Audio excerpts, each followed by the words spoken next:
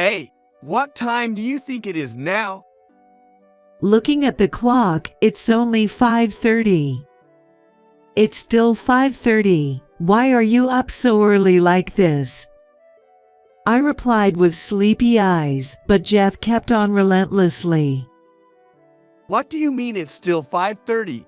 It's common sense for the wife to wake up earlier than the husband, wear makeup, and prepare breakfast. I doubted my ears hearing such shouting in the morning from Jeff. I wonder which era we're in right now.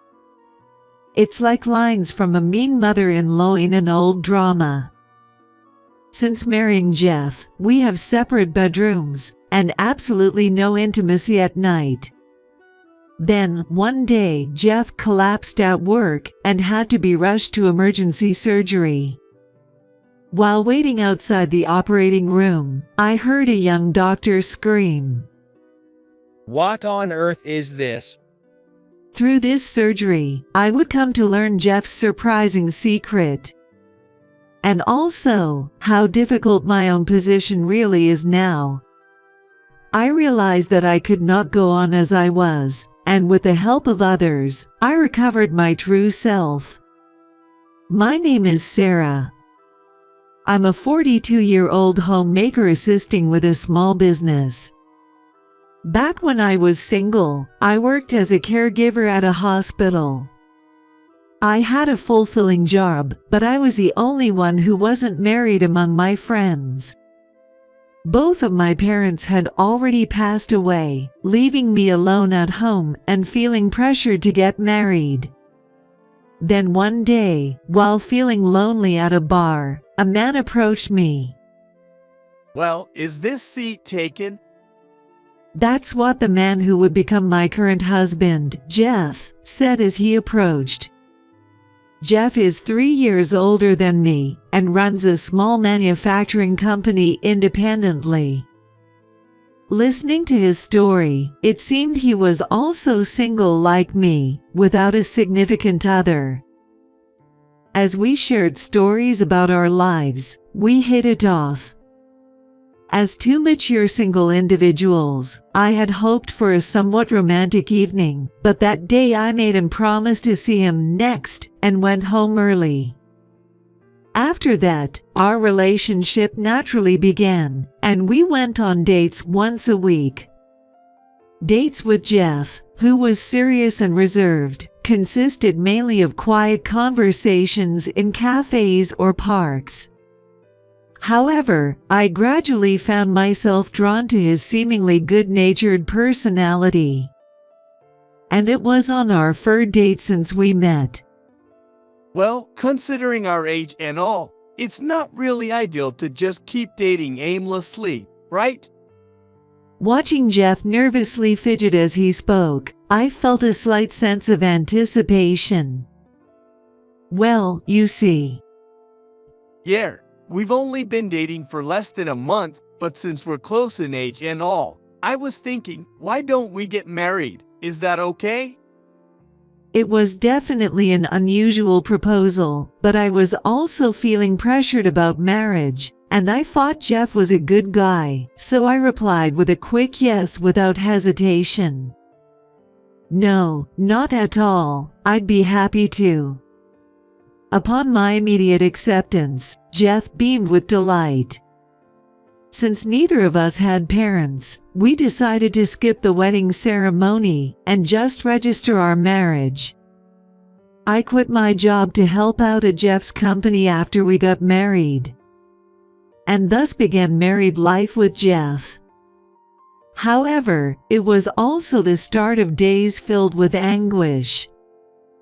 From the time we met until we got married, there had been no physical intimacy between Jeff and me. I had assumed Jeff, being a serious person, simply didn't engage in relationships casually. I believed that once we were married, we could enjoy a reasonably normal married life. That's what I believed, but on the first day of our marriage, Jeff had an unexpected commitment. "I'll sleep in the bedroom, so Sarah, you sleep in the guest room."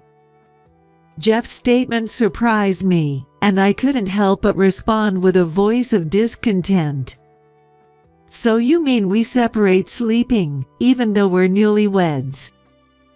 Even when I questioned it, Jeff calmly asserted his opinion without batting an eye. Well, you see, I have trouble sleeping in the same room as others.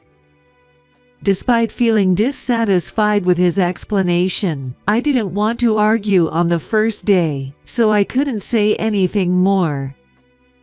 The next morning, I had set my alarm for 6 o'clock, but I was startled awake by sudden loud voices. Hey, what time do you think it is now? Looking at the clock, it's only 5:30. It's still 5:30. Why are you up so early like this? I replied with sleepy eyes, but Jeff continued relentlessly. What do you mean it's still 5:30? It's common sense for the wife to wake up earlier than the husband, wear makeup, and prepare breakfast. Hearing Jeff shouting like that in the morning made me doubt my ears. I wondered what era we were living in. It sounded like lines from a mean mother-in-law in an old drama. I fought that, but when I looked at Jeff's face, it was a frightening expression I had never seen before. Feeling that I couldn't oppose it, I quickly changed and started preparing the meal. It might be obvious, but even if we have separate bedrooms, we eat together. As we sat around the dining table facing each other, something caught my attention. Even though it was already July, Jeff was wearing a long-sleeved sweater. I wondered if I needed to prepare summer clothes for him, and decided to ask Jeff about it. "I'll have your summer clothes ready soon." In response to my question, Jeff, seemingly choking on his food, hastily coughed and said, "No, I dress like this all year round, so I'm fine with summer clothes. I'm sensitive to the cold, you know. In the upcoming season, it's easy to get chilled with the air conditioning, right?" If he's sensitive to the cold, then it makes sense.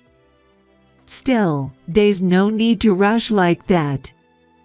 It seemed somewhat unnatural, but I didn't know how to respond.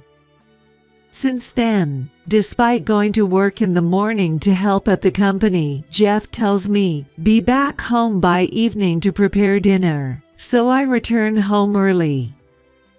Jeff gives detailed instructions not only about meals but also about cleaning and laundry, so I don't have time to relax even when I come home early. I clean every corner of the house, neatly fold the dry laundry, and tidy up. And since getting married, it's become my routine to prepare dinner and take a bath before Jeff returns. Jeff is the old-fashioned type of husband who doesn't lift a finger to help around the house. I understand he's busy as a manager, but I wish he'd lend a hand with the housework at least a little.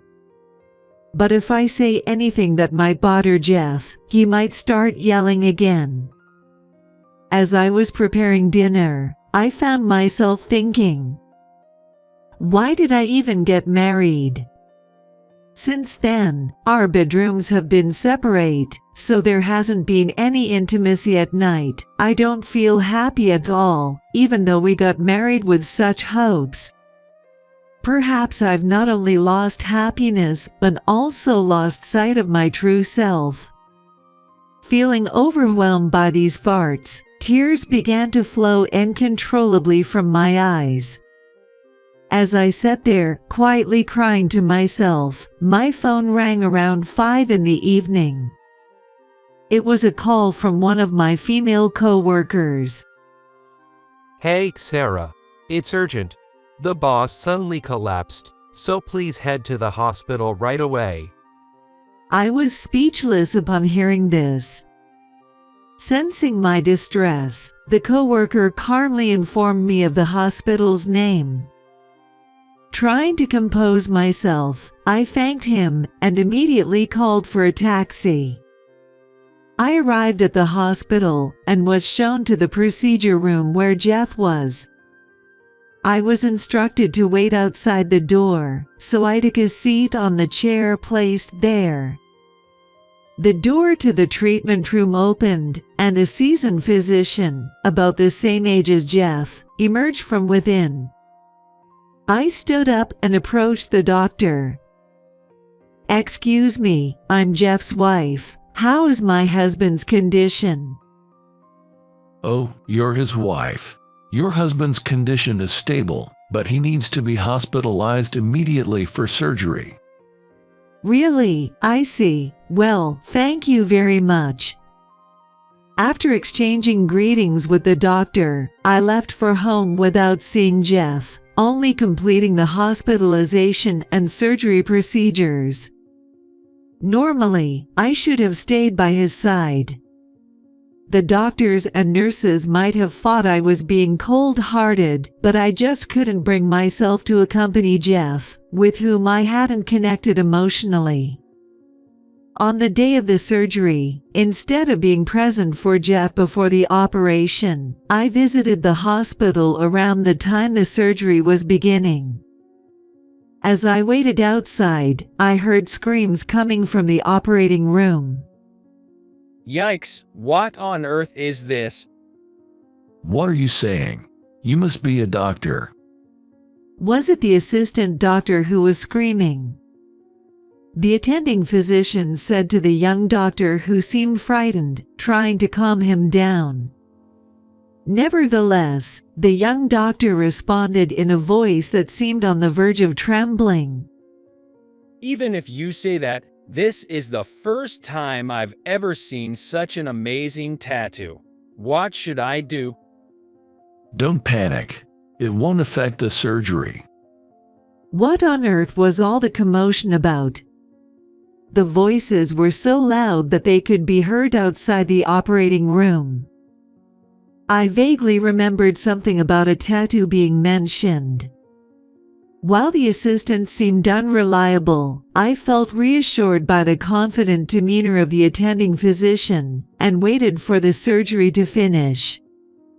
And a few hours later, the surgery was over, and two doctors came out. One was the young doctor in his mid-20s who had screamed earlier. He seemed to want to say that he had seen something unpleasant. The other was the attending physician, a senior doctor whom I had greeted yesterday. The attending physician had a somewhat pitiful expression as he looked at the young doctor. Certainly, the young doctor seemed like a sheltered son of a wealthy family, if you put it kindly. I stood up and looked at the senior doctor. Beside him, the young doctor bowed deeply to me with an apologetic look and said, I'm sorry. It's about your husband's tattoo on his back. Hey, cut it out. I didn't quite understand what the two were talking about. Especially, the words of the young doctor caught my attention. You've been talking about the tattoo since earlier. What does that mean? Both of them widened their eyes at my question. Oh, madam. It's about that large demon tattoo on your husband's back. It covers his entire back, doesn't it? I couldn't hide my surprise at the unexpected reply from the young doctor. So that was the reason Jeff had separate bedrooms. The senior doctor had a calm expression. I apologize for the trouble. The surgery went well. Your husband is okay now. Thank you. Can I talk to my husband now?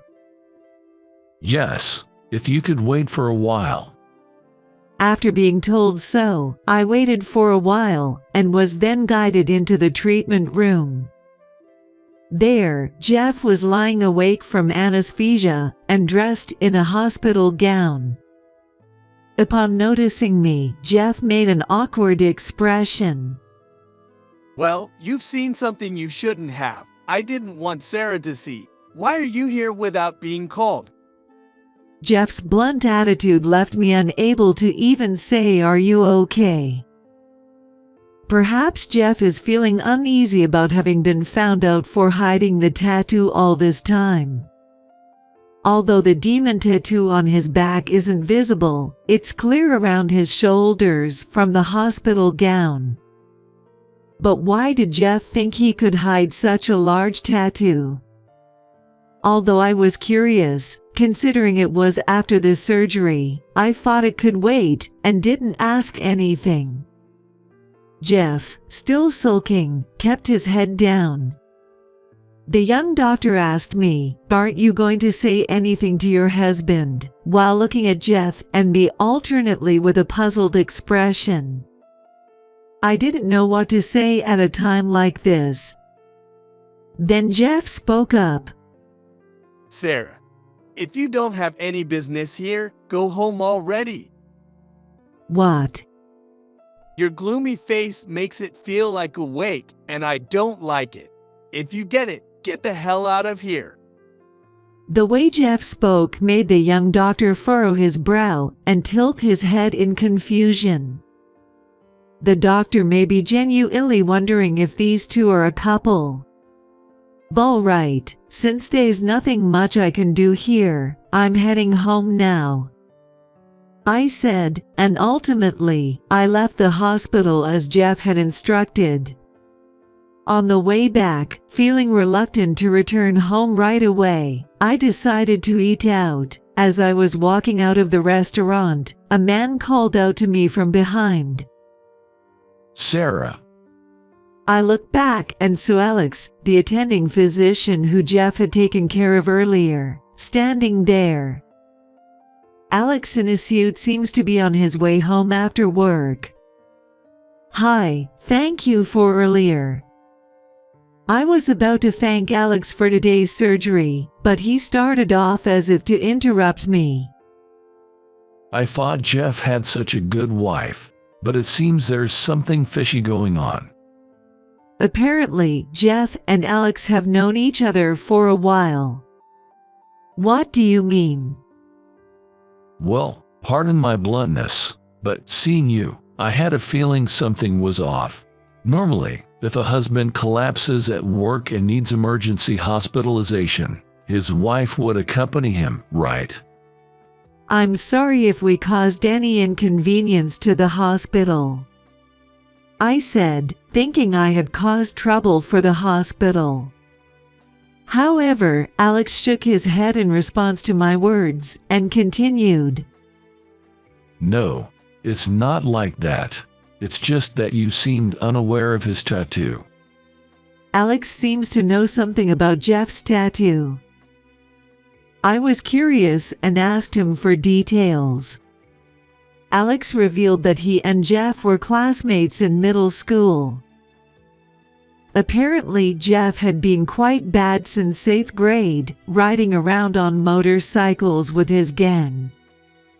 Jeff hardly ever came to school. During that time, Jeff had gotten a large demon tattooed on his back, supposedly to intimidate others. Alex, who was the student council president at the time, couldn't tolerate such misconduct from his classmate. We were in the same class in freshman year. We weren't that close, but Jeff wasn't supposed to be a bad guy from the start, Alex said, seeming to want to somehow rehabilitate the originally serious Jeff. Alex then got into the bad boy gang Jeff was hanging out with and tried desperately to get Jeff to change his mind. Jeff, please come to school out of these fellows, Alex begged Jeff as he spoke in front of the crowd of bad boys. However, Alex ended up being badly beaten by Jeff's gang. Nevertheless, Alex's efforts seem to have paid off, as Jeff eventually attended school afterward, and even went on to high school. I had no idea about Jeff's past, so I was simply taken aback. It seems Jeff doesn't remember me anymore, but it's good to hear that he somehow managed to turn over a new leaf and work earnestly. However, dealing with you, his newlywed wife, isn't as easy. It's clear even to outsiders that Jeff and I don't have a normal marital relationship. Thinking about it fills me with embarrassment and a sense of shame. I'm truly embarrassed to think that even strangers can tell that our marriage is unusual.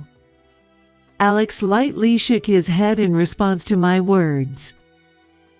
No, it's not you who's unusual. It seems like Jeff is neglecting you in some way. As he said that, I also started to feel the same way. For some reason, I felt like I could confide in Alex about anything. Is it because he's a doctor? Does he offer support to his patients' families in times like these? Thinking about it made me feel somewhat apologetic.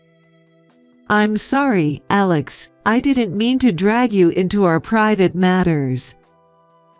Oh, no worries. Right now, I'm not here as a doctor, but as a fellow human being talking to you. While I used to confront Jeff about his bad behavior back then, now there's a different reason why I can forgive him. At that moment, I couldn't quite grasp the meaning behind Alex's words. A different reason? I asked, to which Alex responded with a shy smile. Well, let's put that aside for now. If you ever find yourself confused about Jeff, feel free to talk to me about anything. I might be able to help in some way. I began to feel like I could confide in Alex, who listened to me empathetically. He knows a lot about Jeff's past. So, I thought if I told him about my current situation, he might find a way to help solve my problems. I told him in detail about the situation from the time I met Jeff until now. Alex listened silently and attentively, furrowing his brow with a serious expression. Something seems off. What was Jeff thinking when he got together with you? I'm not really sure about his feelings. As I answered, tears welled up in my eyes. Talking to someone made me realize that I was living a life that didn't satisfy me. Got it. Just leave it to me for now.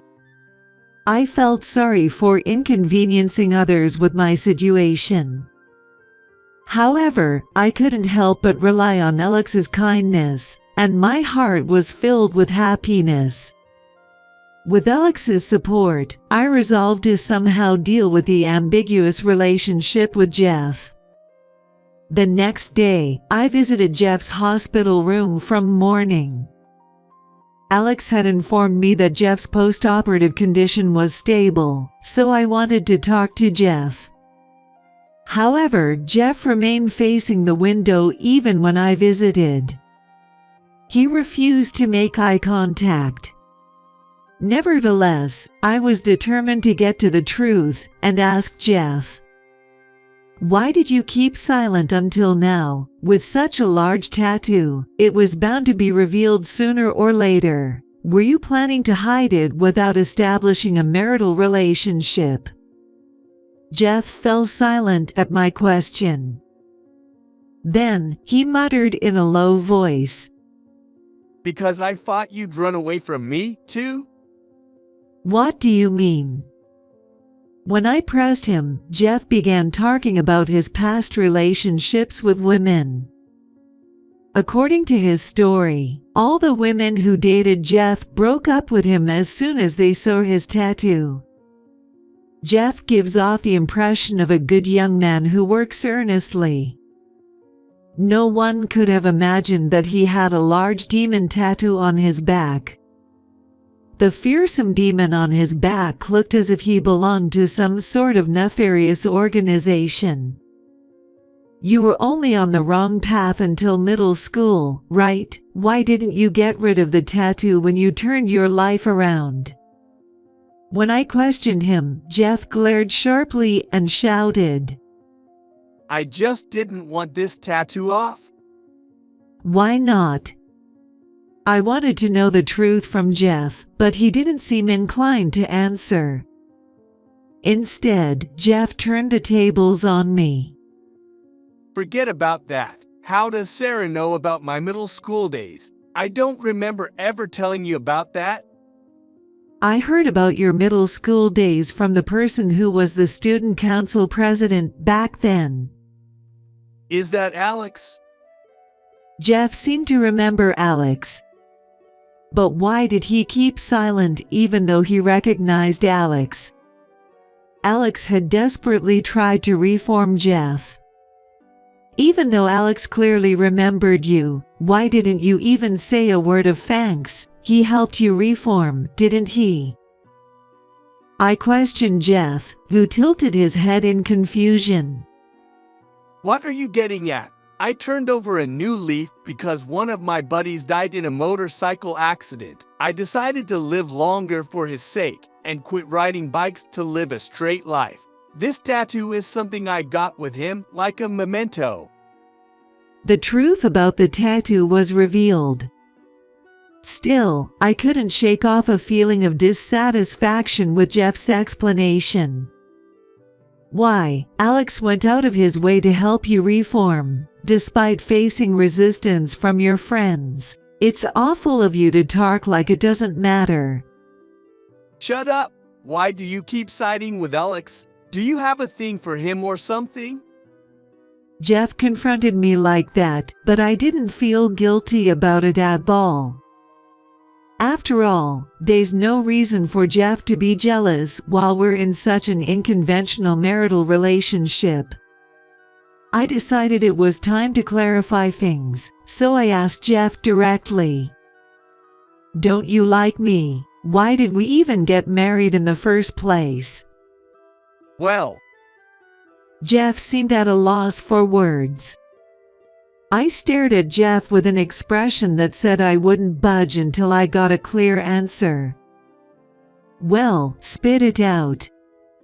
So, it's just that I lost both my parents over the past 2 to 3 years, and there's no one to take care of the household chores anymore. So, I figured I needed to get married to have someone to do that for me. To do that. I was shocked to learn the truth about why he married me. Feeling like I didn't want to talk about it anymore, I left the hospital room. As I exited, Alex was standing there. He guided me to the lobby, saying that Jeff shouldn't hear our conversation. It turned out just as I suspected. Shall we proceed with the plan? Yes. I decided to put into action what Alex had suggested, considering the worst-case scenario. 2 weeks passed. Today is the day Jeff is being discharged. However, since then, I haven't visited Jeff's hospital room even once, although I heard he was being discharged. I've been busy at work for these past 2 weeks. While Jeff was hospitalized, I had to handle various procedures as the acting president of the company. Even after Jeff is discharged, he'll have to rest at home for a while. Therefore, I prepared a day's worth of meals in the morning and continued working until the evening. Since Jeff's hospitalization, he and I have grown even more distant. With fewer face-to-face encounters, there's been less opportunity for us to argue. However, for the work I'm currently trying to carry out, it's actually better if I don't have to face Jeff. About a month after his discharge, Jeff, whose health had significantly improved, visited the company. As soon as Jeff entered the company, he looked around in astonishment at the drastic changes that had taken place internally. I discreetly observed the situation from the back office. What's going on? Everything, from the manufacturing machines to the desks for employees, it's all gone. Employees, noticing Jeff's surprised voice, all approached him. Thank you for everything you've done for us. What's going on? Jeff, unable to comprehend the situation, looked around anxiously. Seeing Jeff like that, the employees exchanged glances. Perhaps they were hesitating about who should break the news.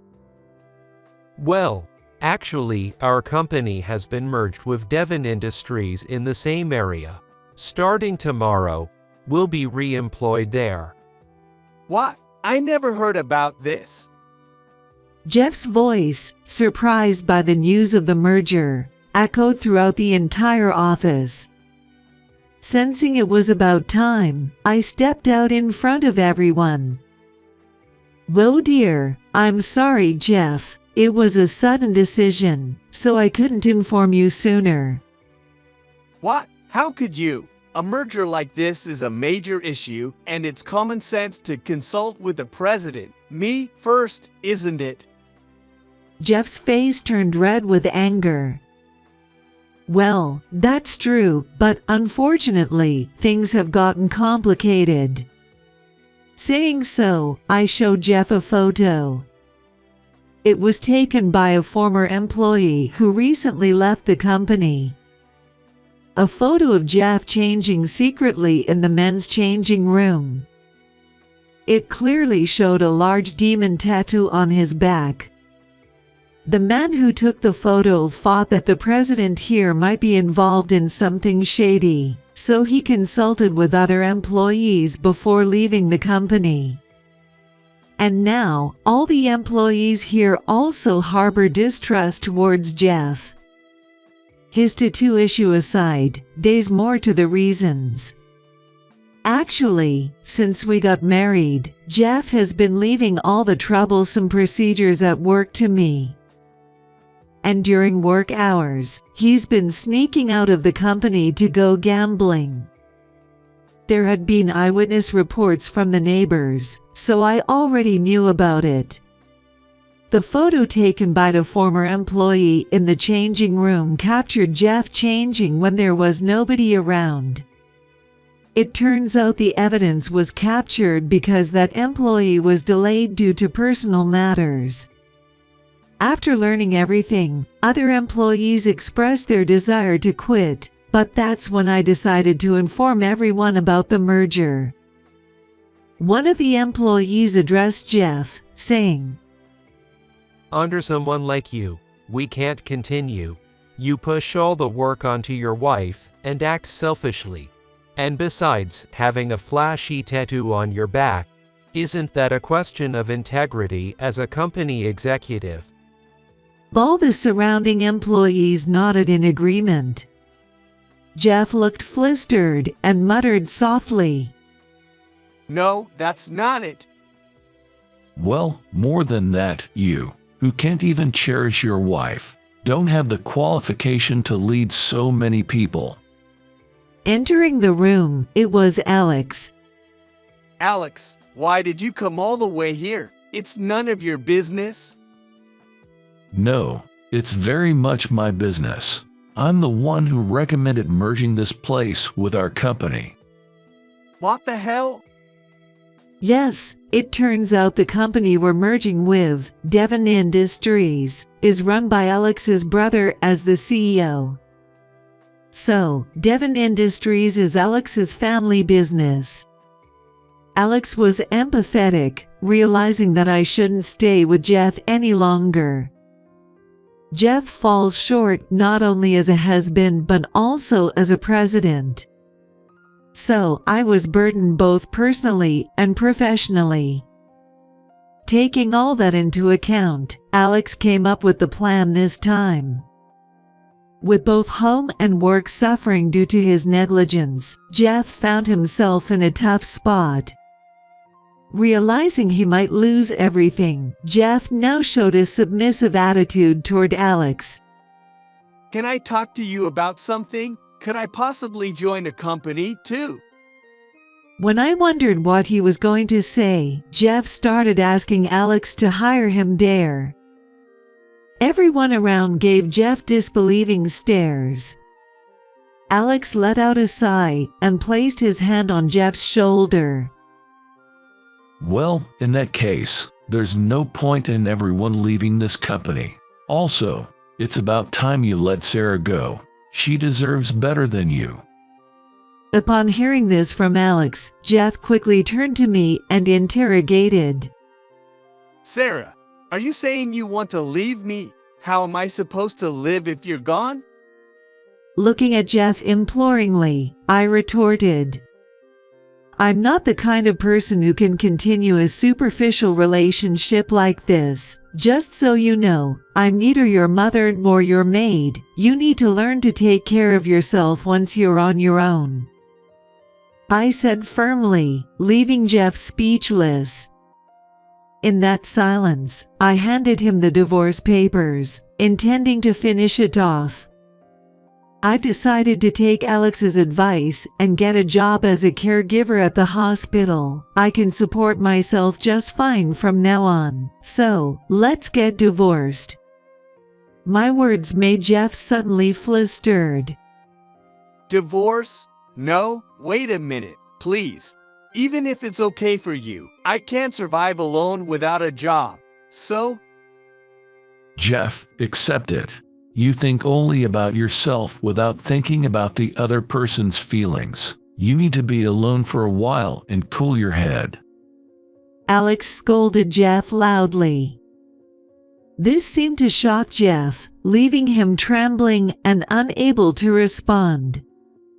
And so, I divorced Jeff and left the house. While working as a caregiver, I decided to stay in the apartment near the hospital for a while. My workplace is full of young practical nurses, and I was a little discouraged after I turned 40. However, finally freed from the difficult life, I felt relieved. From now on, I aim to work hard and lead an independent life. Jeff continues to live alone in the house after the divorce. As for the company, all the employees moved away after it was absorbed by Devon Industries. And the site of the company Jeff used to run is now just an empty lot. Jeff lost his job, but he still had his own house, so he shouldn't have to worry about rent. But when I walked past Jeff's house on my way to work, I could hear men and women screaming almost every day. Even late at night, no matter how late I pass by, I can still hear loud voices, so I asked the neighbors about it. According to the neighbors, Jeff is currently cohabitating with a woman. Perhaps because he lamented about not being able to live alone, he quickly found new partner. However, the woman is said to be expressing dissatisfaction with Jeff to the neighbors. Jeff, who doesn't make any money and doesn't do any housework, seems to leave all the cooking, cleaning, and laundry to the women. The angry woman is probably complaining to Jeff and arguing with him every day. It seems they even throw things at each other during severe arguments, and the sound of glass breaking echoes throughout the neighborhood. Perhaps Jeff's concealed tattoos were discovered again at the beginning, and he's also being criticized for that. Men like Jeff seem to never learn, no matter who they end up with. The neighbors are apparently disturbed almost every day by the noise from Jeff's household until late at night. However, after a while, someone must have reported the noise disturbance to the police, and it seems Jeff was ordered to vacate the premises.